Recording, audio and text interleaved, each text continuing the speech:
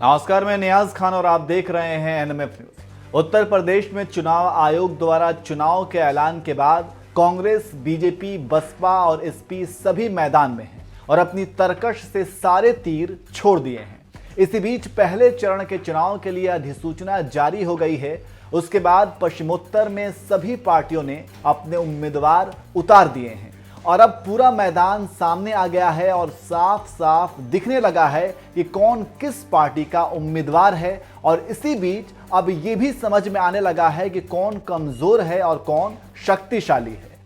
इसी बीच यूपी चुनाव पर पूरे भारत के साथ ही साथ सट्टा बाजार की नजर भी बनी हुई है। ऐसे में अब सट्टा बाजार में प्रियंका गांधी, मायावती, अखिलेश यादव और योगी उतर चुके हैं और सट्टा बाजार में दांव लगाने वाले योगी और अखिलेश पर दांव लगा रहे हैं। लेकिन रुझानों की माने तो अभी भी सट्टा बाजार में योगी का जलवा कायम है और योगी अखिलेश से काफी बढ़त बनाए हुए हैं।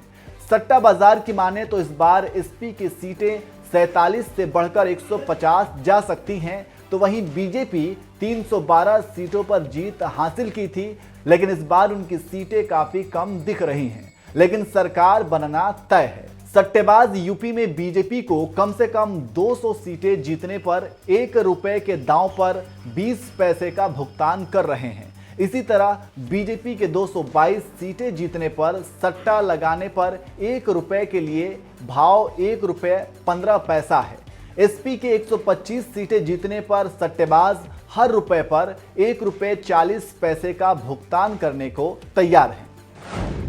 बीजेपी के लिए सट्टा बाजार का भाव 200 सीट 1 रुपए पर 20 पैसा, 210 सीट 1 रुपए पर 35 पैसा, 215 सीट 1 रुपए पर 57 पैसा, 222 सीट 1 रुपए पर 1 रुपए 15 पैसा।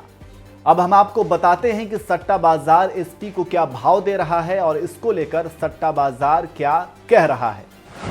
एसपी के लिए सट्टा बाजार का भाव 110 सीट 1 रुपए पर 35 पैसा, 115 सीट 1 रुपए पर 60 पैसा, 120 सीट 1 रुपए पर 1 रुपए 5 पैसा, 125 सीट 1 रुपए पर 1 रुपए 40 पैसा।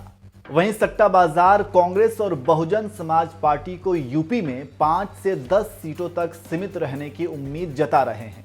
रिपोर्ट की माने तो बुकीज से जुड़े सूत्रों का कहना है कि ये शुरुआती रुझान है और अंतिम परिणाम इस पर निर्भर करेगा कि बीजेपी अगले 2 महीनों में क्या करती है और इसके साथ ही समाजवादी पार्टी और बीएसपी और कांग्रेस कितना दम दिखाती है। ये रुझान है, फैसला तो जनता करेगी और उसका रिजल्ट 10 मार्च को आएगा। लेकिन फिलहाल तो सभी जीत का दावा कर रहे हैं। देखना होगा कि यूपी की जनता का आशीर्वाद किसको मिलता है।